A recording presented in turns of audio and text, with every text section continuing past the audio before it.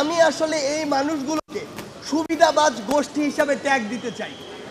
কারণটি হচ্ছে এই মানুষগুলো এই বিগত 16 বছরে তাদের একটি শব্দ পাওয়া যায়নি।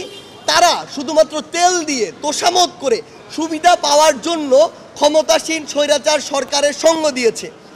আজকে তারা আবার তাদের রূপটি গিরগিটির মতো পরিবর্তন করেছে। পরিবর্তন করে যখন এত বড় একটি আন্দোলন ছাত্র জনতার নেতৃত্ব হলো, নতুন করে একটি রিফরমেশন হওয়া শুরু করলো, ওই মুহূর্তে তারা এসে সকলে রাস্তায় নামছে অনেক অন্যায় দাবি নিয়ে। আমি দেখেছি অনেকে নেমেছে অনেক অযৌক্তিক দাবি নিয়ে। আমি স্টুডেন্টদেরকে প্রশ্ন করতে চাই, আসলে আমি ধরে নিচ্ছি কোনো স্টুডেন্ট যদি আমার কাছে দাবি করতো যে ভাই বোনরা আমাদের আহত হয়েছে, তাদের পরীক্ষা বাদ দিয়ে কি ব্যবস্থা নেওয়া যায়, যৌক্তিক। আমি ধরে নিচ্ছি তাদের প্রস্তুতির বাইরে তারা অনেক দিন ছিল, মেন্টাল জায়গাটিতে ওই স্টেবিলিটি নেই, তাহলে তারা এমন হতে পারতো, সময় চাইতে পারতো, এমন হইতে পারতো যে মার্কস কম চাইতে পারতো, কোনো কিছু না করে তারা পরীক্ষা বাতিল চায়। আমি বিশ্বাস করি যারা স্টুডেন্ট মেধার যোগ্যতার বিশ্বাস করে তারা এই দাবিটি করতেই পারে না। তারা অন্য আমাদেরকে যৌক্তিক কিছু অপশন দেখাতে পারে, কিন্তু যারা ওখানে গিয়েছে আসলে তারা কোনো দিন সুস্থ একটি প্রতিযোগিতা কিংবা মেধার যে মূল্যায়ন এটিকে প্রতিনিধিত্ব করে না। এই জায়গা থেকে আজকে যে ডিসিশনটি এসেছে এটি আমাদের জায়গা থেকে মনে হয়েছে এটি একটি যৌক্তিক ডিসিশন নয়। এরকম করে প্রত্যেকটি সেক্টরে আমরা দেখছি যে তারা আজকে হুজুগে বাঙালির মতো রাস্তায় নামছে বিভিন্ন জায়গায়। এগুলো করে আলটিমেটলি আপনার স্টেবল একটি অবস্থা আসবে কিনা, আপনি এতদিন ধরে যে ক্ষতটি তৈরি করেছেন সেই ক্ষতটি আপনি চাচ্ছেন আজকেই পূরণ হয়ে যাক।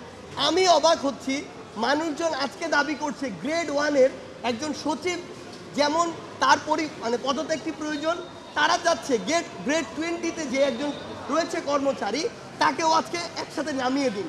মানে তারা পুরো একটি সিস্টেমকে মনে করছে যে 7 দিনে আপনি নামিয়ে দিবেন, সংশোধন করে দিবেন। এটি তো কোনো দিন হতে পারে না।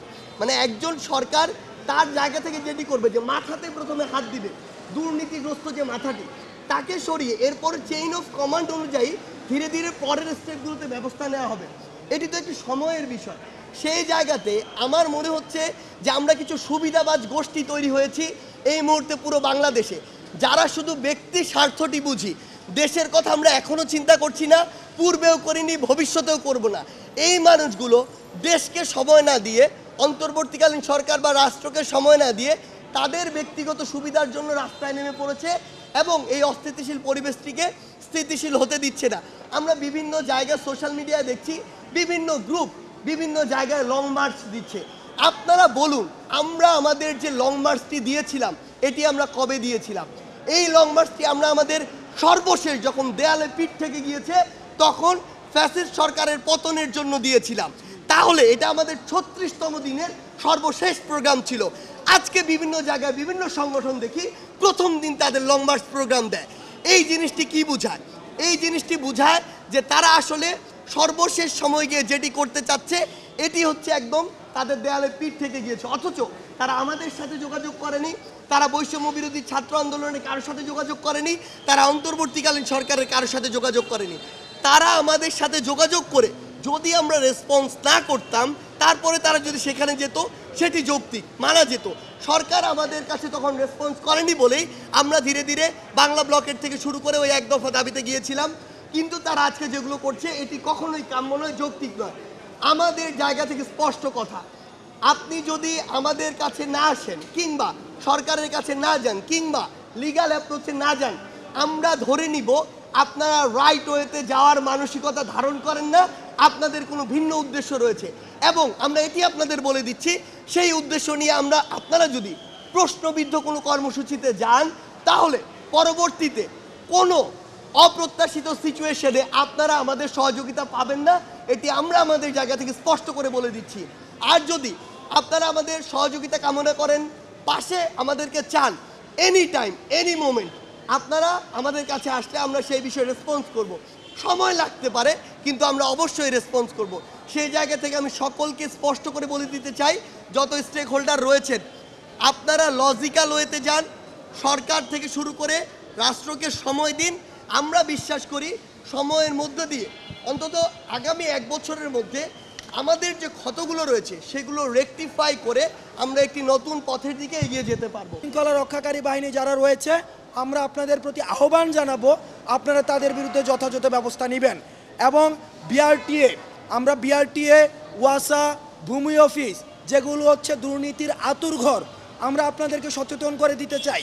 জনগণ এখন ঐক্যবদ্ধ, জনগণ এখন সচেতন।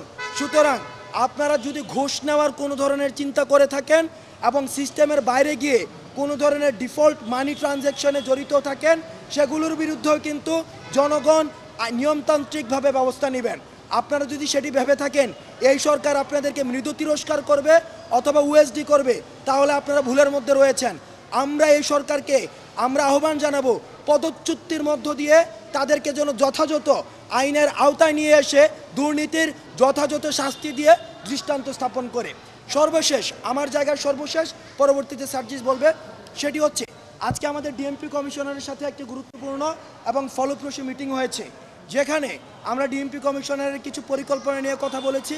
কিভাবে আপনারা জানেন যে যারা জনশৃঙ্খলার কাজে নিয়োজিত যে পুলিশ বাহিনী, তারা ডিমোরালাইজ হয়ে গিয়েছে, তারা যেন কাজে ফিরে, সেটির জন্য আমরা একটি পরিকল্পনা বাস্তবায়ন করছি এবং সেটির আমরা খসড়া করেছি।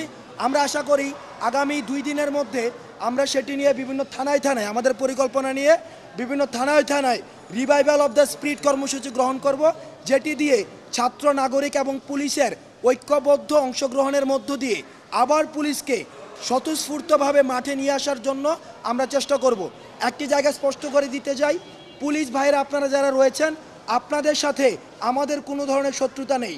জনগণের আপনাদের সাথে সেবার সম্পর্ক, কোনো ক্ষমতার সম্পর্ক নয়। কিন্তু আপনাদের পোশাকটিকে বিগত সরকার আপনাদেরকে ব্যবহার করে, লাঠিয়াল বাহিনী হিসাবে ব্যবহার করে ক্ষমতায় টিকতে থাকতে চেয়েছিল। আমরা আপনাদের প্রতি আহ্বান জানাবো, আপনারা কাজে ফিরে আসুন। সেই জায়গা থেকে আমাদের ছাত্র নাগরিকদের যদি কোনো সহায়তা প্রয়োজন হয়, আমরা সেই সহায়তা আপনাদেরকে দিব। আপনাদের যেই পুলিশ কর্ম কমিশন গঠন করার যে আপনাদের প্রস্তাব দিয়েছেন, পুলিশ কমিশন, সেটি নিয়েও পর্যালোচনা চলছে, সেটির প্রোজ অ্যান্ড কনস আলোচনা হচ্ছে, সেটির হচ্ছে ব্যবহারিক ভিত্তিতে সেটি কতটা বাস্তবায়নযোগ্য সেটি পর্যালোচনাপূর্বক যদি এই পুলিশ কমিশন বাস্তবায়নযোগ্য হয়, সেটিও বাস্তবায়ন করা হবে। আমরা চাই পুলিশ বাহিনী একটি সেবাধর্মী প্রতিষ্ঠানে পরিণত হবে, জনগণের কাজে জনগণের প্রধান এবং প্রথম যে গার্ডিয়ান হিসেবে বিবেচিত হবে পুলিশ। আমরা পুলিশের উপরে আস্থা রাখতে চাই, নির্ভরতা রাখতে চাই। সুতরাং আপনারা কাজে ফিরে আসুন। আমরা বিশ্বাস করি জনশৃঙ্খলার কাজে পুলিশের যে ভূমিকা, সেই ভূমিকাটি অনস্বীকার্য।